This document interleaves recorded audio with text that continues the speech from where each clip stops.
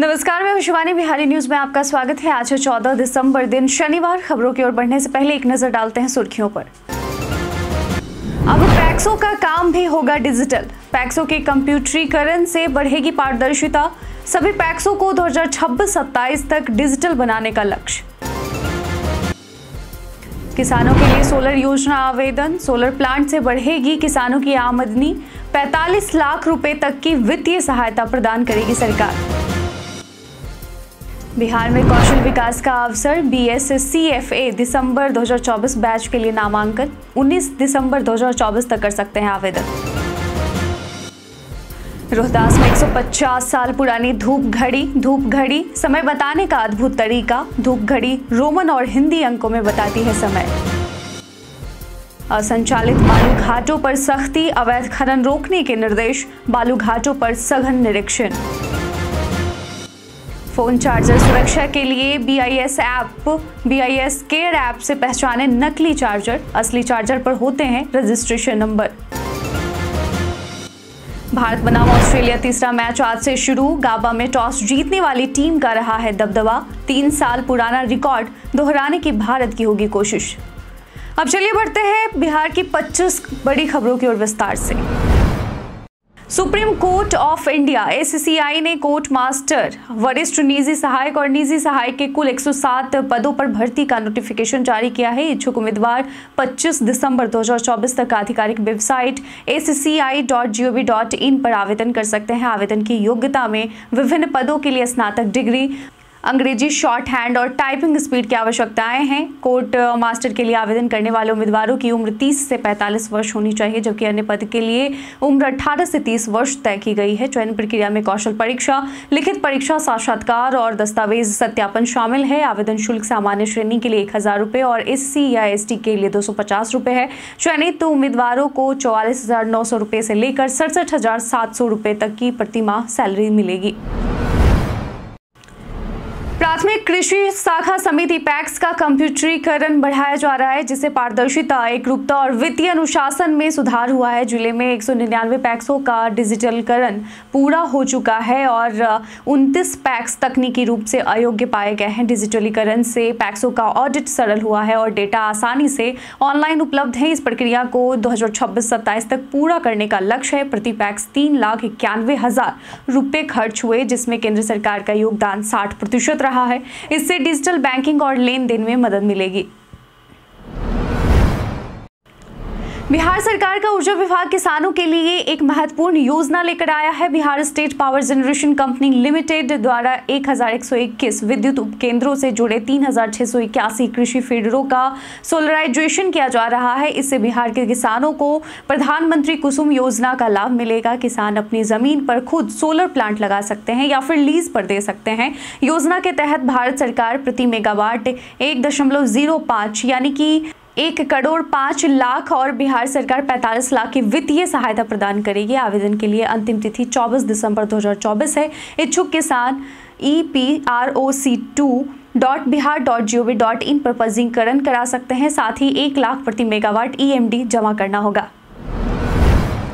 बिहार सरकार के खान व भूतत्व विभाग ने खनन नियमों का उल्लंघन करने पर सख्त दंड का प्रावधान किया है। बंदोबस्तधारी को खनन पट्टा क्षेत्र में साइन बोर्ड न लगाने और सीमांकन न करने पर 50,000 रुपये का जुर्माना भरना होगा। इसके अलावा पानी का छिड़काव न करने और लाइट की समुचित व्यवस्था न करने पर भी 50,000 रुपये का दंड लगाया जाएगा। यदि खनन स्थल पर उत्पादन या प्रेषण की पंजी नहीं रखी जाती है तो पहली बार 5 लाख और दूसरी बार 10 लाख रुपये का दंड निर्धारित किया गया है। यह निर्णय खनन क्षेत्र में पर्यावरण और सुरक्षा मानकों को सुनिश्चित करने के लिए लिया गया है।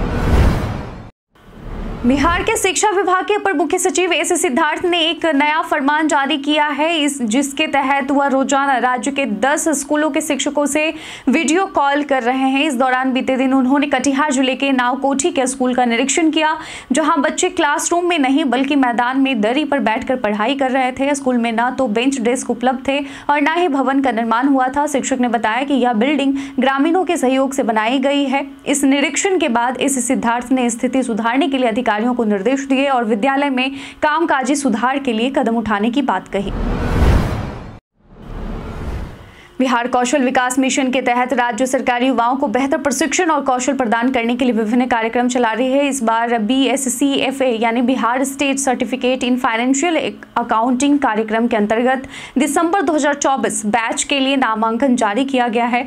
इच्छुक उम्मीदवार 19 दिसंबर 2024 तक आवेदन कर सकते हैं। यह कार्यक्रम वित्तीय लेखांकन के क्षेत्र में युवाओं को प्रमाण पत्र प्रदान करेगा, जिससे वे रोजगार बाजार में बेहतर स्थान बना सकते हैं। कौशल विकास मिशन का उद्देश्य युवाओं को शिक्षा और कौशल के माध्यम से समृद्धि की दिशा में मार्गदर्शन देना है। अधिक जानकारी के लिए उम्मीदवार skillmissionbihar.org पर जा सकते हैं या फिर 1800-296-5656 पर कॉल करके सहायता प्राप्त कर सकते हैं।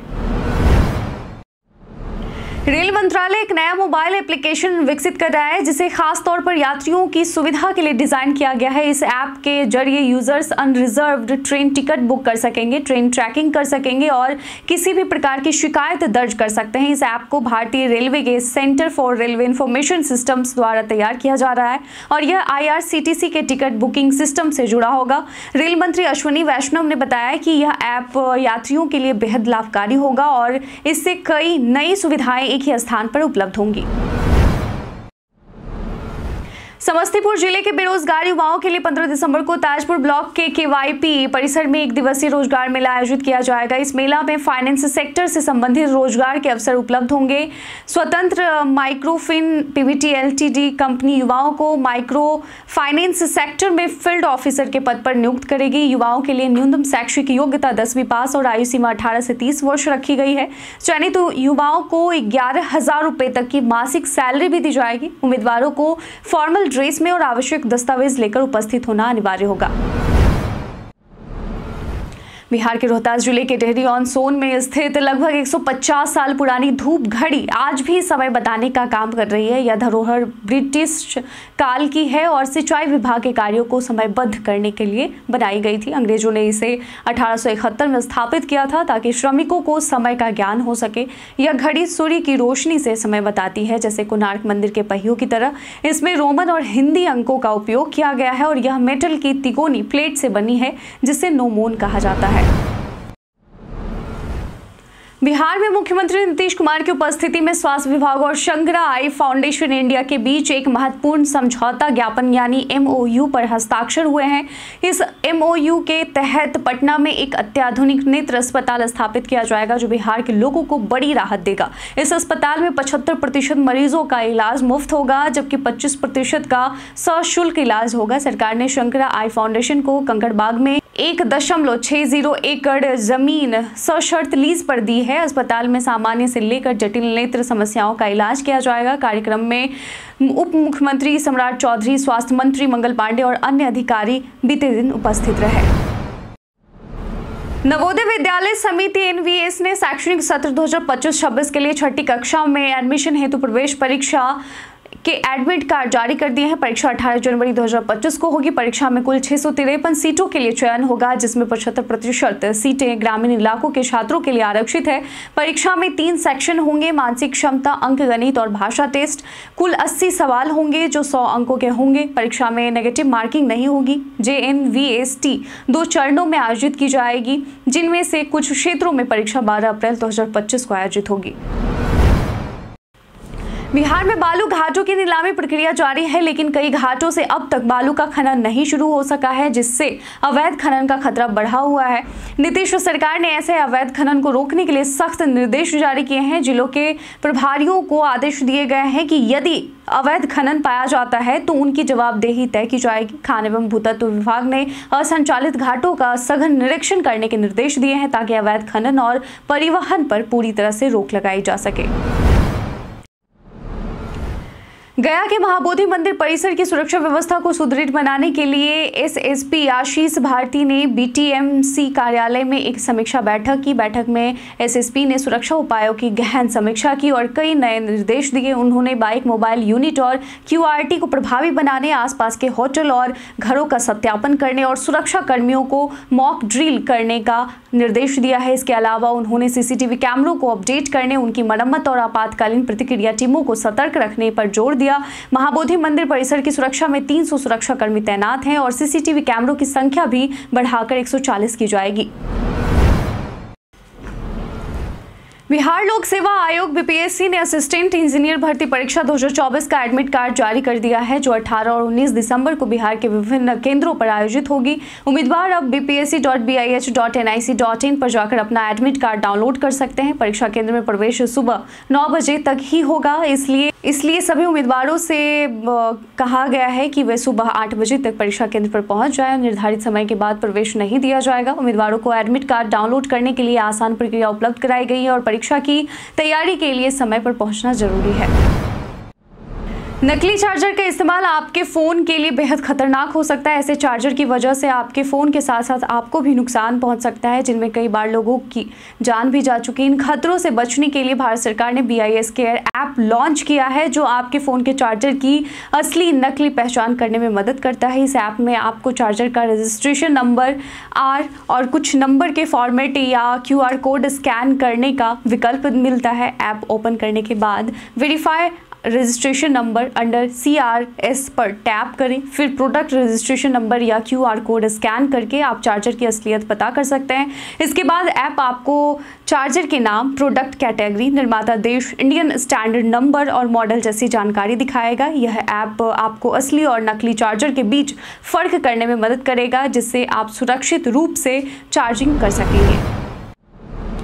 बीपीएससी की 17वीं परीक्षा राज्य के 912 केंद्रों पर बीते दिन सफलतापूर्वक आयोजित की गई। परीक्षा केंद्रों पर कड़ी सुरक्षा के तहत CCTV निगरानी रखी गई थी और छात्रों ने प्रश्न पत्र को आसान और सुविधाजनक बताया। हालांकि पटना के कदमकुआं में कुछ परीक्षार्थियों ने प्रश्न पत्र में देरी और घपले के आरोप लगाए।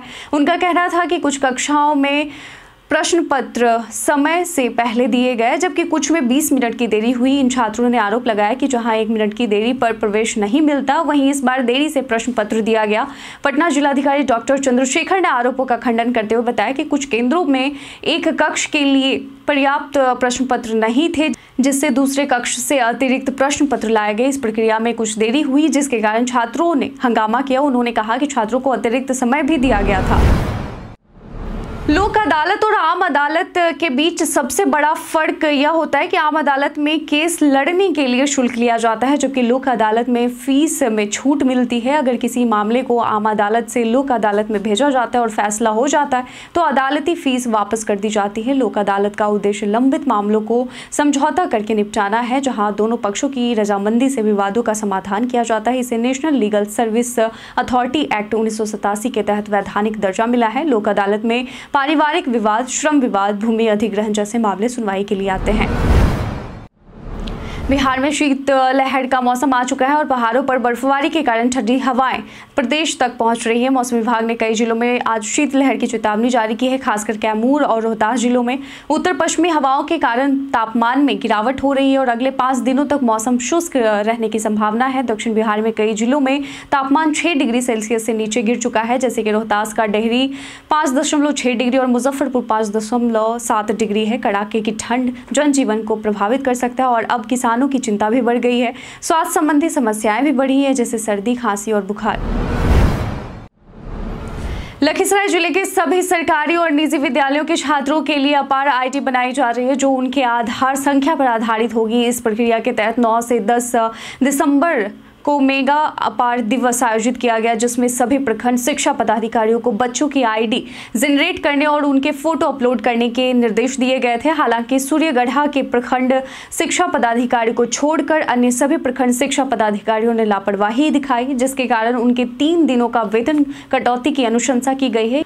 यह अपार ID छात्रों के स्थानांतरण में मदद करेगी और 18 साल की उम्र में उनका मतदाता पहचान पत्र बनाने में भी सहायक होगी। बिहारी पहचान में आज हम बात करेंगे सोनी सिंह की, जो 1986 में बिहार के पटना में जन्मी एक भारतीय टेलीविजन अभिनेत्री हैं। उन्होंने कई प्रसिद्ध टीवी शो में अभिनय किया है। वो कॉमेडी नाइट्स विद कपिल और बिग बॉस 8 में भी दिखाई दी हैं। बिग बॉस 8 में 5 सप्ताह बाद उनका एलिमिनेशन हुआ। सोनी ने मन की आवाज़, प्रतिज्ञा में मेनका की भूमिका निभाई और बनू मैं तेरी दुल्हन, घर की लक्ष्मी बेटियां, 3 बहुरानियां जैसे शो में भी काम किया है। 2007 में उन्होंने बिंदास चैनल के शो शकीरा में भारतीय सुपर हीरो की भूमिका निभाई, जो नेटफ्लिक्स पर हिट रहा।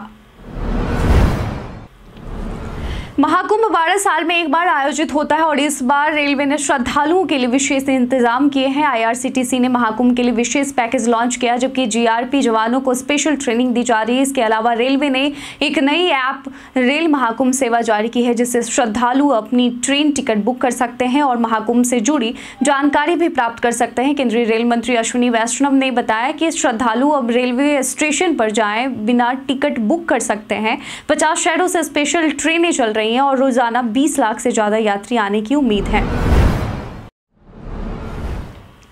बिहार के सोनपुर रेल डिवीजन ने चालू वित्त वर्ष 2024-25 में बिना टिकट यात्रियों से रिकॉर्ड जुर्माना वसूला है। 1 अप्रैल से शुरू हुए टिकट जांच अभियान में अब तक 4.6 लाख बेटिकट यात्रियों से लगभग 30 करोड़ रुपए की वसूली की गई है।